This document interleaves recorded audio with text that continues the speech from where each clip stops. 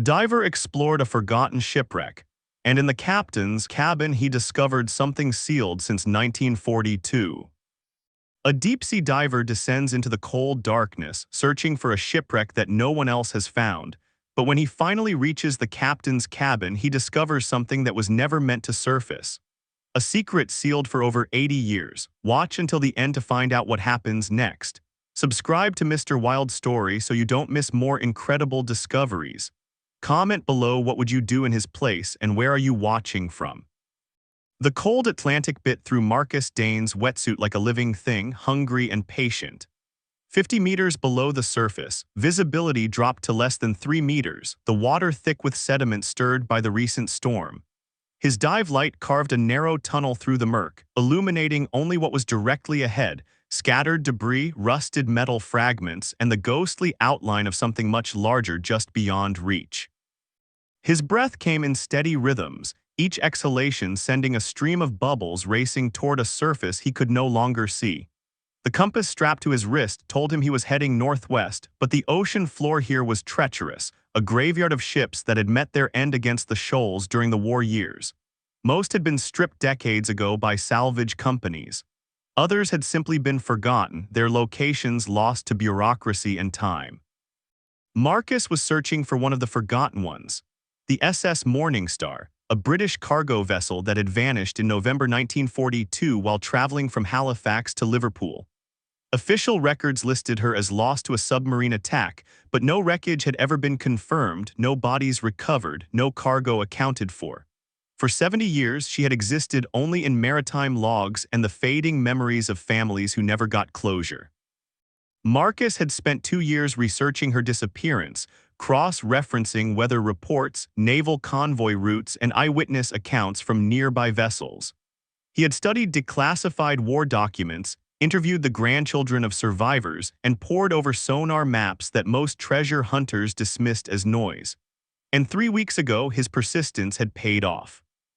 A side-scan sonar run had picked up a shadow on the seabed, 53 meters down, roughly 8 kilometers off the coast of Nova Scotia. The shape was too symmetrical to be natural, too large to be a fishing trawler. It was a cargo ship, and it sat upright, almost perfectly preserved. He had returned twice since then, once to confirm the identification and once to map the exterior. Now on his third dive he was going inside. The wreck loomed out of the darkness like a cathedral built from rust and sorrow. Her hull was intact but scarred, the metal plating corroded into jagged teeth. Barnacles covered every surface, and long tendrils of kelp swayed in the current like the hair of drowned women. The name on the bow had been worn away, but the configuration matched the Morningstar's design exactly. Marcus circled the structure slowly, his light sweeping across portholes clouded with algae and doorways that opened into flooded corridors. The ship rested at a slight angle, her starboard side buried in silt. Her smokestacks had collapsed and one of her masts had snapped cleanly, the upper section lying beside the wreck like a discarded bone. He paused at the main deck hatch, checking his gauges. Air supply good, depth stable, no signs of nitrogen narcosis. His dive computer showed 20 minutes of bottom time remaining before he would need to begin a slow ascent. It was enough. He gripped the edge of the hatch and pulled himself inside. The corridor beyond was narrow, barely wide enough for his tanks. The walls were slick with growth, and the water here tasted metallic, thick with particles that made his regulator work harder. He moved carefully, using his fins for propulsion and his gloved hands to steady himself against the bulkheads. Fish darted away from his light, small silver shapes that vanished into cracks and crevices. The ship's interior was a maze, but Marcus had studied the blueprints. The captain's cabin was located on the bridge deck, accessible through a stairwell that should be just ahead. He found it after 2 minutes of slow navigation, a steep metal staircase leading upward into darkness. The steps were coated in sediment, and he had to pull himself up using the handrails, careful not to stir the silt too much. Poor visibility down here could turn fatal in seconds. At the top of the stairs, he entered a hallway lined with doors. Most were closed, their handles frozen by corrosion. One door hung open, revealing a flooded cabin filled with debris, rotted furniture, and the skeletal remains of a bed frame. He moved past it, counting doorways until he reached the one at the end. A brass plaque, green with age, was still legible. Captain J. Whitmore. Marcus felt a strange tightness in his chest, not fear exactly, but reverence. He was about to enter a space that had been sealed since the day the ship went down, a time capsule preserved by pressure and darkness. He tested the door handle. It resisted at first, then gave with a metallic groan that sent vibrations through the water. The door swung inward, slow and heavy. Inside, the captain's cabin was remarkably intact. A wooden desk sat bolted to the floor, its surface covered in silt but otherwise undamaged. Behind it, a chair still stood upright, and on the wall, a framed photograph hung crooked but unbroken. The image was too obscured to make out, but Marcus could see the faint outline of a man in uniform. He swept his light across the room. A bookshelf sagged against one wall, its contents long dissolved into pulp. A small porthole offered a view of nothing but black water, and in the corner, half buried beneath fallen ceiling panels, was a metal trunk secured with a heavy padlock. Marcus approached it slowly, his pulse quickening. Trunks like this were standard issue for ship captains during the war, used to store documents, valuables, and personal effects. He cleared away the debris and examined the lock. It was rusted but intact, stamped with a manufacturer's mark he didn't recognize. He retrieved a small pry bar from his dive belt and wedged it into the lock's shackle. The metal resisted, then snapped with a dull crack. The trunk opened. Inside, wrapped in layers of oilcloth that had somehow kept the water out, were stacks of sealed envelopes, a leather-bound logbook, and a small wooden box inlaid with brass fittings. Marcus reached for the logbook first. Even through his gloves, he could feel the weight of it, the density of paper that had been kept dry for decades. He opened the cover carefully. The pages were yellowed but readable, filled with neat handwriting in black ink.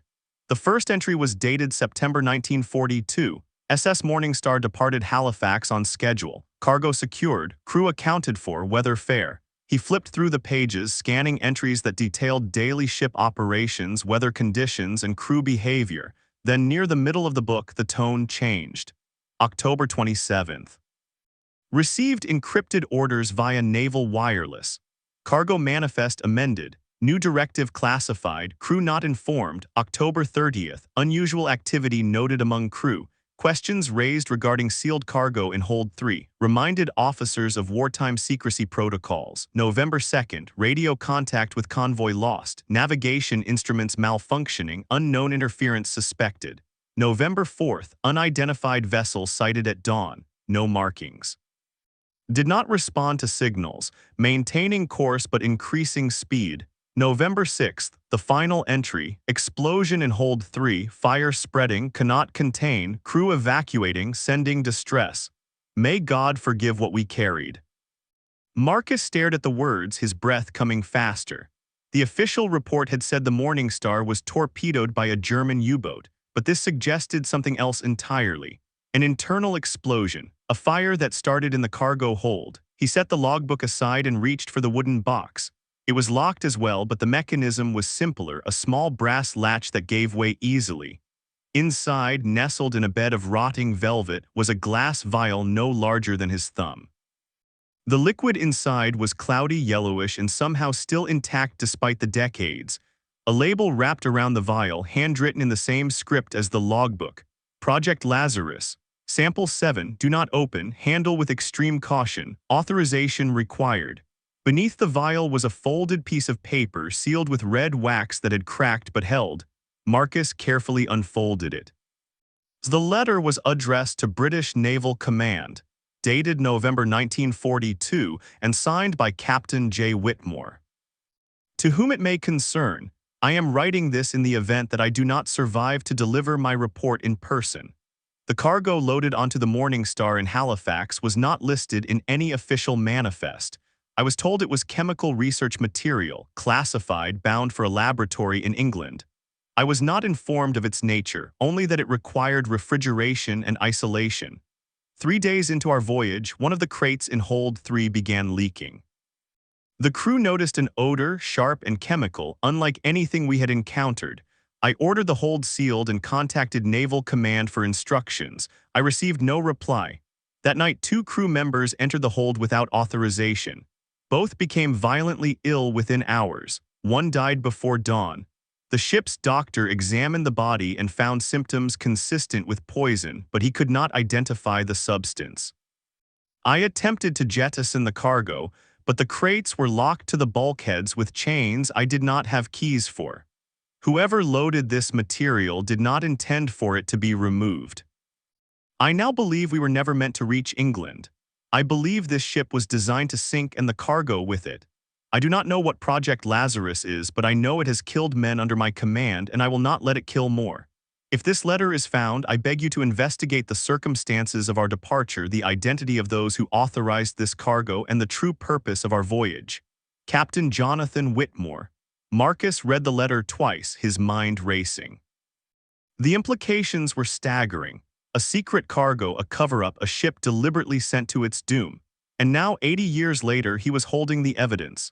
He carefully placed the letter and the vial back into the box, then sealed the logbook and envelopes inside a waterproof dive bag. His air gauge beeped softly, a reminder that his bottom time was nearly over. He had to leave. Now, he secured the bag to his harness and turned to leave the cabin. That was when he noticed the shadow. It was moving outside the porthole, a shape too large to be a fish, too deliberate to be debris. Marcus froze, his light fixed on the glass. The shadow passed again, closer this time, and he caught a glimpse of it. A diver. Another diver hovering just beyond the wreck, watching him. Marcus's pulse spiked. He hadn't told anyone about this dive. His boat was anchored 200 meters away, and he had checked the surface before descending. There had been no other vessels in sight. He moved to the porthole and pressed his mask against the glass. The water outside was dark, but his light caught movement again. Not one diver, two. They were circling the wreck, moving with the precision of people who knew exactly what they were looking for. One of them turned toward the porthole, and for a brief moment Marcus saw the face behind the mask. Cold eyes, no expression. A professional. Marcus backed away from the window, adrenaline flooding his system. He had to get out. He exited the cabin and moved quickly down the corridor, retracing his path toward the main deck hatch. His breathing was faster now, harder, each breath consuming more air than it should. Behind him, he heard something. A metallic clang, distant but unmistakable. They were inside the ship. He reached the stairwell and descended as fast as he dared, his fins kicking up clouds of silt that turned the water into soup. At the bottom, he turned toward the hatch and stopped. One of the divers was blocking the exit. The figure was larger than Marcus, wearing a black dry suit and carrying a dive knife strapped to one thigh. The diver made no move to attack, only hovered there, waiting. Marcus glanced over his shoulder. The second diver was coming down the stairwell behind him. He was trapped. His mind calculated options. Fight was suicide. Surrender meant losing the evidence and possibly his life. That left one choice. He turned and kicked hard toward a breach in the hull he had noticed on his initial survey, a jagged tear in the ship's side caused by the explosion. It was narrow, barely wide enough for a diver to squeeze through, but it was his only chance. He reached the opening and forced himself through, the metal edges scraping against his tanks. On the other side, he kicked upward, away from the wreck, into open water. His depth gauge climbed rapidly, too rapidly. He was ascending too fast, risking decompression sickness, but he had no choice. Behind him, the two divers emerged from the wreck and gave chase. Marcus reached for the knife on his own belt and cut the dive bag free from his harness. It sank immediately, disappearing into the darkness below. He watched it fall, his chest tight with frustration, then turned and continued his ascent. At 30 meters, he forced himself to slow, to breathe, to follow the safety stops his training demanded. The two divers stopped as well, hovering below him, watching. They made no attempt to follow him further. They didn't need to, they had what they came for. When Marcus finally surfaced, gasping and shaking, the sky was gray and empty. His boat floated exactly where he had left it, untouched. He climbed aboard, stripped off his gear, and collapsed on the deck, staring at the clouds. He had lost the evidence. The logbook, the letter, the vial, all of it was gone, sinking back into the depths where it had been hidden for 80 years. But he still had something they didn't know about. Before entering the captain's cabin, he had taken photographs. Dozens of them stored on the waterproof camera clipped to his vest. The divers hadn't checked for a camera. They had only cared about the physical evidence. Marcus sat up slowly, pulling the camera free. The screen flickered to life and he scrolled through the images. The logbook pages, the letter, the vial, every word, every detail captured in high resolution. He allowed himself a single bitter smile, then he started the engine and turned the boat toward shore. By the time he reached the harbor, the sun was setting, casting long shadows across the docks. He tied off the boat and walked quickly to his truck, glancing over his shoulder every few seconds. No one followed, not yet. He drove to a small internet cafe on the edge of town, paid cash, and logged into an anonymous email account. He uploaded every photograph to a cloud server, then sent copies to 3 separate contacts: a journalist he trusted, a maritime historian, and a lawyer who specialized in declassified documents. In the subject line, he wrote only 2 words: Project Lazarus. Then he sat back and waited. The response came faster than he expected. Within 2 hours, the journalist called him from a blocked number. "Where did you get this?" the voice demanded, sharp and urgent. Marcus hesitated, then told the truth: from the bottom of the ocean. There was a long pause, then the journalist said, "You need to disappear right now. These photographs, if they're real, they implicate people who are still alive. People with resources, people who will come for you." Marcus felt the cold settle back into his chest. "I know," he said quietly. The journalist exhaled slowly. "I'm going to publish this tonight, full release, multiple outlets. It's the only way to keep you safe. Once it's public, killing you becomes pointless." Marcus nodded, even though the journalist couldn't see him. "Thank you. One more thing," the journalist added. "The vial you photographed, I showed it to a chemist I trust. He thinks it's a biological agent. Early generation. Experimental. If it leaked during the war, it could have killed hundreds."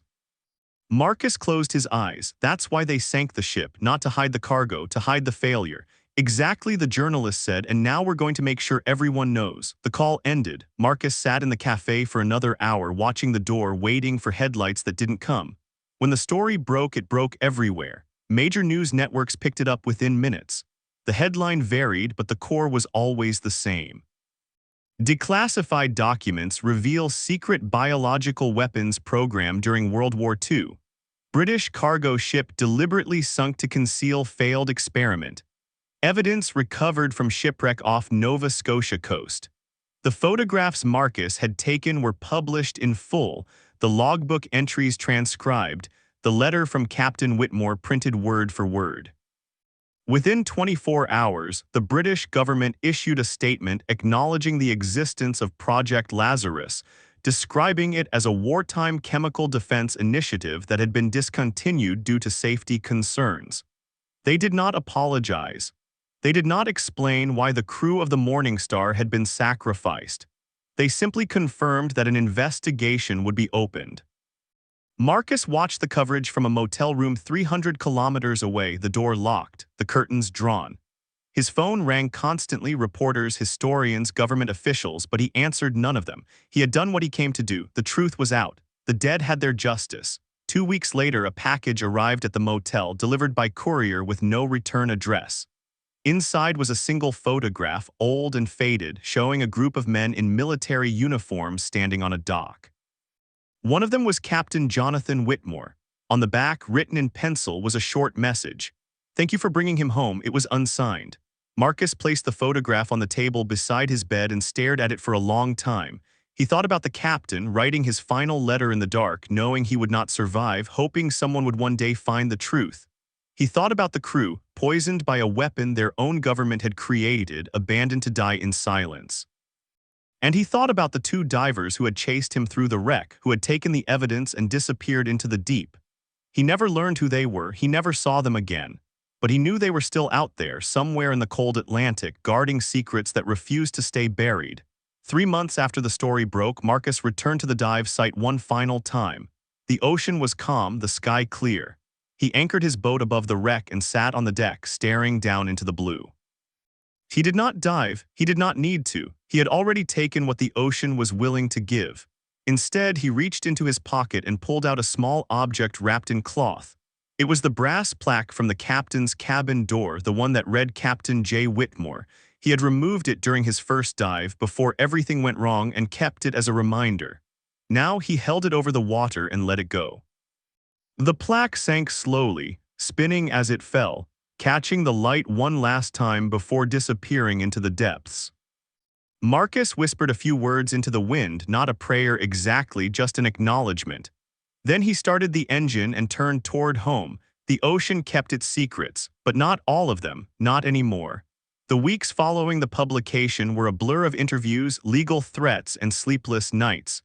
Marcus had underestimated the reach of the people who wanted the story silenced. Within days of the first articles appearing, his bank accounts were frozen under an obscure maritime salvage law that claimed any artifacts removed from a war grave required government authorization. His dive certifications were suddenly under review by agencies that had never questioned them before. And his phone, once flooded with calls from journalists, went eerily silent. Someone was applying pressure. Quietly, efficiently, methodically. Marcus moved between cheap motels, paying cash, avoiding patterns. He grew a beard, wore a baseball cap pulled low, and started checking the rearview mirror more often than the road ahead. It wasn't paranoia if people were actually following you, and they were. He spotted them twice. Once in a grocery store parking lot, a man in a gray suit who seemed far too interested in the vegetables. Another time at a gas station, a woman who filled her tank without ever looking at the pump. They didn't approach him. They didn't need to. Their presence was the message. We know where you are, we're watching, we're waiting. The journalist who had published the story, a woman named Claire Donovan, reached out through encrypted channels. She warned him that her sources inside the government were being threatened, that documents were being reclassified, and that officials were preparing to discredit the photographs as fabrications. The strategy is to wait, Claire explained over a crackling phone line. Let the story fade. Let people forget. Then they'll quietly bury you in litigation or worse. Marcus asked what she meant by worse. She didn't answer. Instead, she told him about a man named Dr. Richard Salter, a retired biochemist who had worked on chemical weapons programs during the Cold War. Salter had seen the photographs and recognized the vial. He wants to talk to you, Claire said. He says he knows what Project Lazarus really was. And he says it didn't end in 1942. Marcus met Salter in a diner on the outskirts of Fredericton, a place with cracked vinyl booths and coffee that tasted like rust. The old man arrived precisely on time, walking with a cane and wearing a wool coat despite the mild weather. His eyes were sharp, the kind that missed nothing. He slid into the booth across from Marcus and ordered black coffee without looking at the menu. "You're the diver," Salter said. It wasn't a question. Marcus nodded. "And you're the scientist who knows what killed those men." Salter's expression didn't change. "I know what was supposed to kill them. Whether it did or not is another matter." He reached into his coat and pulled out a folder, thin and unmarked. Inside were photocopied documents, pages of typed text with large sections redacted in black ink. Project Lazarus was a joint initiative between British and Canadian intelligence, Salter began. The goal was to develop a biological agent that could incapacitate enemy forces without permanent harm. A humane weapon, they called it. Of course, there's no such thing. He tapped one of the documents. The agent was based on a modified strain of botulinum toxin, extremely potent. A single drop could kill a man in minutes, but the project had a fatal flaw. The toxin was unstable. It degraded rapidly in heat, reacted unpredictably with moisture, and in at least one case mutated into something far more dangerous. Marcus felt his stomach tight. The Morning Star was carrying a mutated strain. Salter nodded slowly. Sample 7. That's what your photograph showed. It was the 7th iteration of the toxin and the one that proved impossible to control. When it leaked during transport, it didn't just kill, it spread. Infected tissue, contaminated surfaces, even the air in confined spaces. The crew of the Morning Star didn't stand a chance. So they sank the ship, Marcus said, to contain it, to bury the evidence. Salter leaned back, his coffee untouched. That's what I thought for decades. But recently, I learned something that changed my understanding. He paused, as if weighing whether to continue. The ship wasn't the only transport. There were others. Marcus stared at him. How many others? Salter's voice dropped to a whisper. At least 4 more vessels, all cargo ships, all sunk under suspicious circumstances between 1942 and 1945. And none of them were ever officially recovered. The implications hit Marcus like a physical blow. You're saying there are more shipwrecks out there, more samples of this toxin sitting on the ocean floor, waiting, Salter nodded. And if any of those containers are compromised, if the seals have deteriorated, if the toxin has leaked into the surrounding ecosystem, we could be looking at a catastrophe. Marine life, coastal populations, fishing industries. The contamination could spread for decades before anyone noticed. Marcus pushed his coffee aside, no longer able to stomach it. Why are you telling me this? Because you're the only person who's proven willing to risk everything for the truth, Salter said, and because I'm dying. Lung cancer, 6 months, maybe less. I don't have anything left to lose. He slid the folder across the table. In here are the coordinates of 2 other wrecks. I spent years tracking them down, cross-referencing naval logs, weather reports, and eyewitness accounts. I was going to take this information to my grave, but after seeing what you did, I realized that would make me complicit in the cover-up. Marcus opened the folder and scanned the pages. The coordinates were precise, marked with notes about depth, seabed conditions, and estimated preservation. One wreck was off the coast of Newfoundland, the other near the Azores, both in deep water, both forgot. What do you want me to do with this? Marcus asked. Salter stood slowly, gripping his cane. Whatever you think is right, but if you go down there, be prepared for what you might find. And be prepared for who might try to stop you. He left a $20 bill on the table and walked out without looking back. Marcus sat alone in the booth, staring at the folder, feeling the weight of a decision he hadn't asked for but couldn't ignore. He knew what the smart choice was: walk away, disappear, let someone else carry the burden, but he also knew he wouldn't. He had already seen too much, known too much, and the ocean had already given him a purpose. That night he returned to his boat. It was still docked in the same harbor, untouched, waiting. He checked the engine, restocked supplies, and plotted a course to the first coordinates. Newfoundland, 3 days by sea if the weather held. As he prepared to cast off, his phone buzzed. A text from an unknown number. We know what Salter gave you. Don't make the same mistake twice. Marcus deleted the message, powered off the phone, and tossed it into the harbor. Then he started the engine and headed into open water. The journey north was cold and unforgiving. The Atlantic in late autumn was a gray expanse of wind and waves, the kind of sea that reminded men they were small and temporary. Marcus sailed alone, sleeping in short intervals, navigating by GPS and instinct. On the second day, he spotted another vessel on the horizon. It matched his course for 6 hours, staying just far enough behind to avoid suspicion but close enough to make its presence known. He altered course twice. The vessel followed both times. By the third day, he had reached the coordinates Salter had provided. The depth here was 70 meters, deeper than the Morning Star, but still within recreational dive limits if he was careful. He anchored and suited up, checking his gear twice, then a third time. The water was colder than before, the visibility worse. He descended slowly, the weight of the ocean pressing against him, the light from the surface fading to nothing within 30 meters. At 60 meters, his light caught the outline of a hull. This ship was smaller than the Morning Star, a coastal freighter. Her bow crumpled where she had struck the seabed. Rust covered every surface, and large sections of her deck had collapsed inward. He circled the wreck, searching for a way inside. The cargo holds were sealed, but one hatch near the stern had buckled, leaving a gap wide enough to enter. He squeezed through and found himself in a flooded storage room. Wooden crates lined the walls, most of them disintegrated, their contents scattered across the floor. He swept his light across the debris and froze. Among the wreckage were dozens of glass vials identical to the one he had found on the Morning Star. Some were intact. Others had shattered, their contents long since dissolved into the water. Marcus's pulse quickened. He checked his dive computer, bottom time 15 minutes. He moved carefully, documenting everything with his camera, the vials, the crates, the markings on the walls. And then in the corner of the room, he found something that made his blood run cold. A body, not bones, a body. Preserved by the cold water and low oxygen, the corpse was still recognizable. A man in a naval uniform slumped against the bulkhead, his hands wrapped around a metal briefcase. Marcus approached slowly. The man's face was pale, almost translucent, his eyes long since gone, but his uniform insignia was still visible. A captain. Marcus reached for the briefcase. It was locked, but the mechanism had corroded enough to break easily. Inside were more documents, more letters, and a small notebook filled with handwritten calculations, chemical formulas, test results. On the first page, a single sentence was underlined twice. If this fails, destroy everything. We cannot let this reach the mainland. Marcus photographed every page, his hands shaking.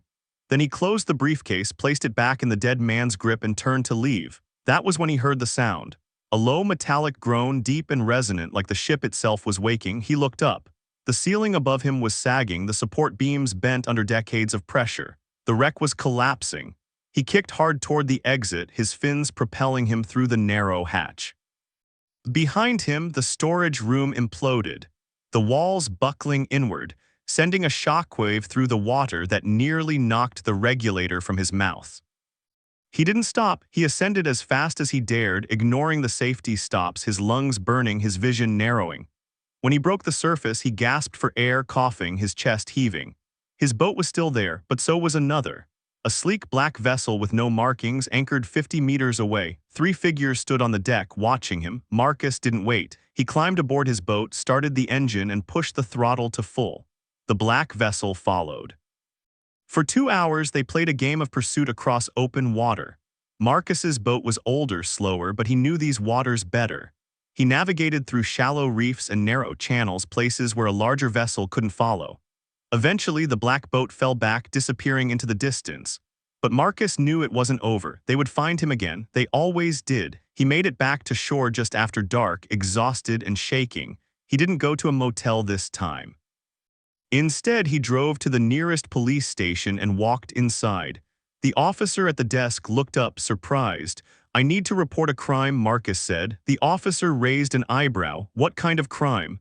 Marcus set his camera on the desk. "The kind that's been happening for 80 years. The next 48 hours were a blur of statements, interviews, and legal maneuvering. The photographs Marcus had taken were handed over to federal authorities, who immediately classified them as evidence in an ongoing investigation. He was questioned by officials from 3 different agencies, each asking the same questions in slightly different ways. "What did you see? Who else knows? Why did you go back?" Marcus answered every question honestly, holding nothing back. He had no reason to lie. The truth was damning enough. On the second day, Claire Donovan arrived with a lawyer. Together, they negotiated a deal. Marcus would cooperate fully with the investigation in exchange for immunity from prosecution and protection from retaliation. The authorities agreed reluctantly, but Marcus knew the real protection wouldn't come from lawyers or police. It would come from making the story too big to suppress. Claire published a second article, this time with photographs from the Newfoundland wreck. The response was immediate and overwhelming. International media picked up the story. Environmental groups demanded immediate action. Scientists called for expeditions to assess the contamination risk. And the families of the men who had died on those ships, the ones who had been told their loved ones were heroes lost to enemy fire, demanded answers. The British government was forced to respond. They announced a full review of wartime chemical weapons programs, promised transparency, and pledged to locate and secure any remaining shipwrecks. It was a victory, but it felt hollow. Marcus knew the bureaucracy would move slowly. The shipwrecks would remain on the ocean floor for years, maybe decades, and the people responsible for the cover-up would never face real consequences. Still, he had done what he set out to do. He had given the dead a voice. And he had made sure their sacrifice would not be forgotten. 3 weeks after returning from Newfoundland, Marcus received a visitor. The man arrived unannounced, dressed in a plain suit, carrying no identification. He introduced himself only as Taylor. "We need to talk," Taylor said. Marcus crossed his arms. "About what?" "About the wreck near the Azores, the one Salter told you about. You haven't gone after it yet." Marcus didn't answer. Taylor sat down uninvited. "That's good, because you can't." "Not this one." "Why not?" "Because it's not just a shipwreck," Taylor said quietly. "It's a grave. And some graves need to stay closed." Marcus studied the man's face, looking for deception, but found only weariness. "What's down there?" Taylor hesitated, then spoke. The Azores wreck wasn't carrying toxins, it was carrying people, test subjects, prisoners of war who were exposed to the agent deliberately to study its effects. The ship was sunk with them still alive. Marcus felt the air leave his lungs. "You're lying." "I wish I was," Taylor said, "but there are some truths that don't make the world better, they just make it darker. And if you bring this one to light, it won't bring justice, it will bring chaos. War crimes tribunals, international incidents, diplomatic crises. Is that what you want?" Marcus didn't answer. He didn't know. Taylor stood and walked to the door, then he paused. "You did a good thing, Marcus. You exposed a crime, you saved lives, but you need to decide how far you're willing to go. Because the deeper you dig, the more bodies you'll find. And not all of them deserve to be disturbed." He left without another word. Marcus sat alone, staring at the folder Salter had given him. The coordinates to the Azores wreck stared back at him, a question he couldn't answer. That night he walked down to the harbor and stood on the dock watching the waves. The ocean stretched endlessly before him, dark and unknowable. He thought about the ships resting on the seabed, the men who had died there, the secrets that had been sealed for 80 years. And he thought about the choice Taylor had laid before him. Justice or peace, truth or mercy. In the end, Marcus made his decision. He took the folder, walked to the edge of the dock, and let it fall into the water. The pages floated for a moment, then sank, disappearing into the black. Some secrets, he realized, were meant to stay buried, not because they weren't true, but because the living deserved a chance to heal. He turned and walked back to shore, leaving the ocean to keep its final mystery. And for the first time in months, Marcus Danes slept without dreaming of the deep.